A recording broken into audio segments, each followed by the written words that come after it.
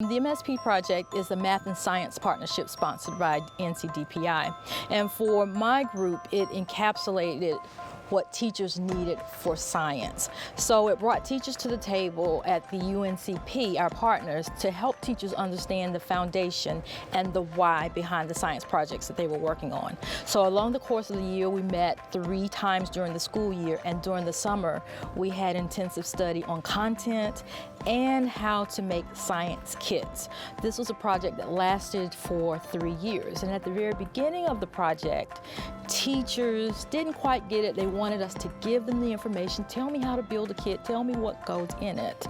But that was not the purpose. The purpose was teaching teachers how to develop these kits on their own and to provide the background information to make it more meaningful. And at the end of that 3-year period, our teachers had their aha moments, the why.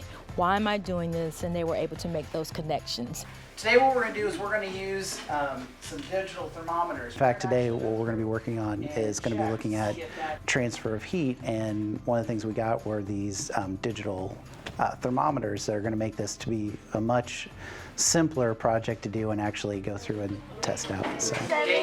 The activities that they're involved in with the labs is preparing them for future science classes as well as college and careers.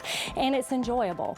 The kids love to do the active engagement with the labs, the hands-on, the collaboration piece, the communication piece, and they just enjoy it so much. Getting a chance to actually talk with college professors and getting to see where they were looking for students to come in and some of their struggles about, they're not coming to us knowing these particular things these days, was good for us.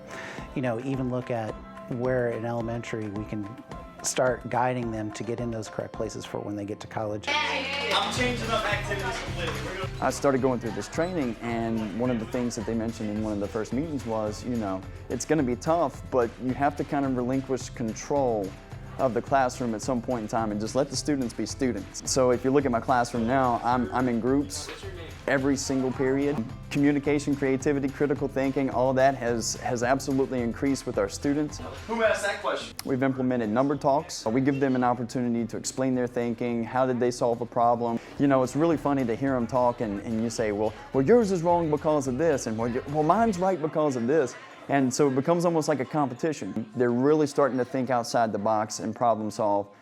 Just in general, I think the whole experience has opened my eyes to what students can really do when you give them an opportunity.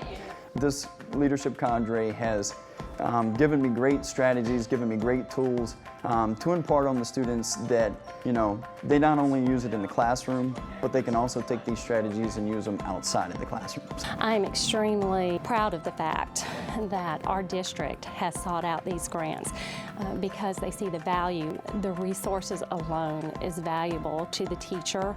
They can concentrate on the content. They can concentrate on the different critical thinking skills that they're implying into it without having the stress of finding those resources that they need to meet the needs of every student in their classroom. It's really opened my eyes, that across the region, as teachers, we're really all in this together.